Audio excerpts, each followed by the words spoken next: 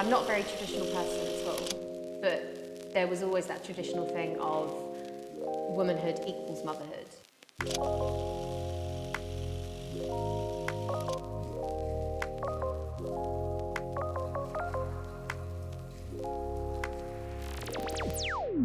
Hi, my name is Melissa, I'm 28. I think it's really important for me to show representation for that kind of saggy mum tum and the stretch marks. It was really empowering to be a part of that. I haven't done like a shoot since before getting pregnant, so I now move totally differently to how I used to move as like a size 8 to 10 who danced. I'm now like a size 14 who barely moves. So it was a different kettle of fish, but it was still cool. I saw some of the pictures from the shoot. You looked amazing. Yeah, I'm really excited to see them. Did you feel as comfortable as you looked? Because you looked like super comfortable and at ease. I think so. Yeah, I think so. I normally wear like big old pants, and this was like a much smaller pair of pants. So sometimes having to kind of unroll them where I wasn't used to wearing something so small, but actually maybe I will wear something smaller. So what did taking part in today's shoot mean for you? I'm not a shy person, I never have been. Okay. It's just naturally who I am, confident even probably when I shouldn't be that confident. I've always got an opinion ready to roll and ready for a debate all the time. So actually a large portion about this for me was about showing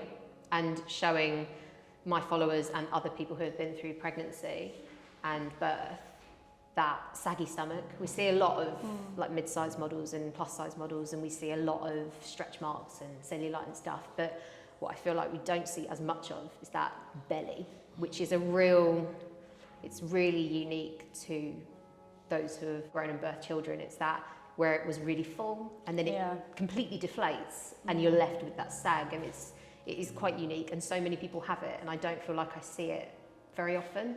And if I do see it, it's on someone who's holding like a 6-week-old baby. Right. But actually my son is a toddler, so by the laws of the world, mine should be gone by now. Okay. And it fully isn't, and lots of people aren't either. They've still got it too. Yeah. So for me, it's about representation and about showing people, guys, it's all cool. I love that, and you're so right, actually, that is so spot on, that you see a lot of stretch marks, a lot of cellulite. Which is so good.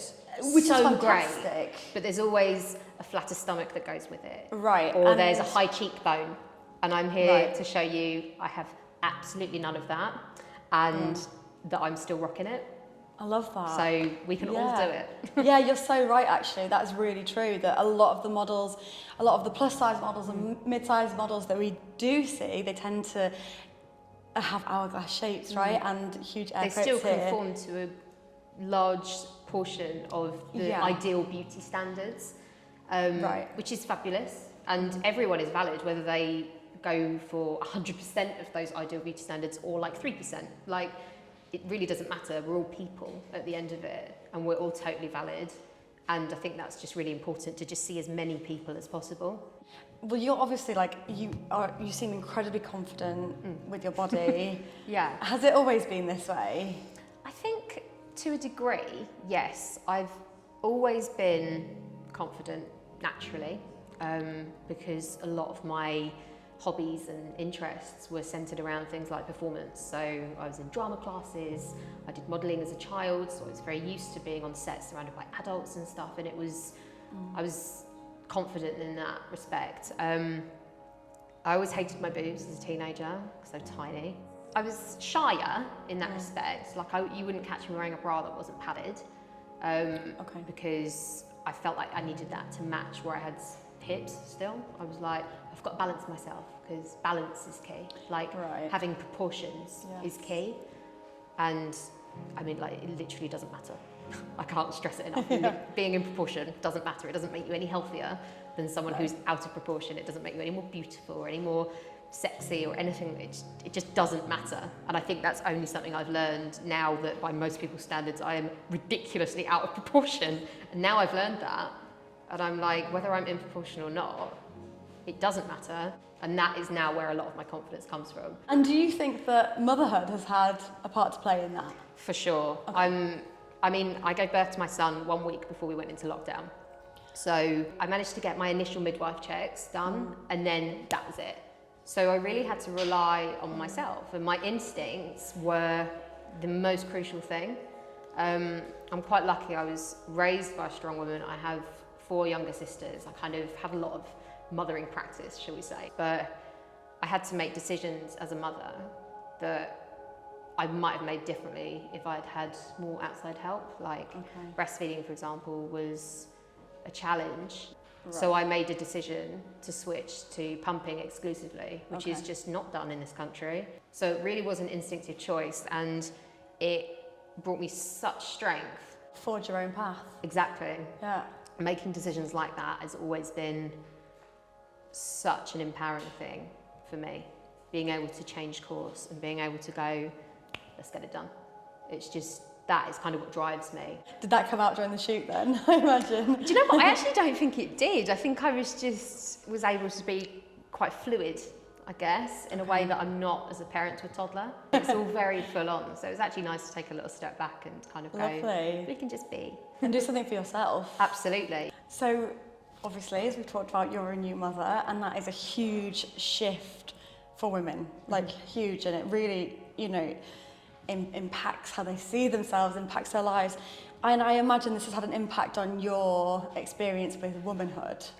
Is that right? Yeah, I think for me, I'm not a very traditional person at all, but there was always that traditional thing of womanhood equals motherhood. It was a non-negotiable for me that I would have children one day, or a child or whatever. That was always going to be in my future. I was determined to make that happen.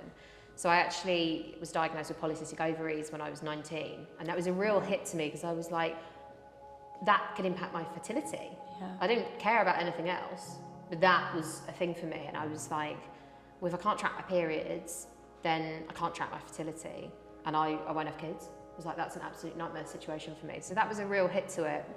But then when I got pregnant, I felt so powerful, so powerful. Like 9 months sounds like a long time, but it's not a long time to gain that much weight, to change pretty much everything about your body, from your toes to the top of your head.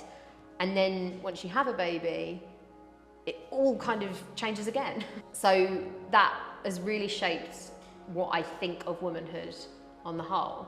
And sometimes I feel kind of bad for saying that, because I know that fertility is not linked to being a woman, and to think like that is so damaging and negative, but for me personally, it was linked to it.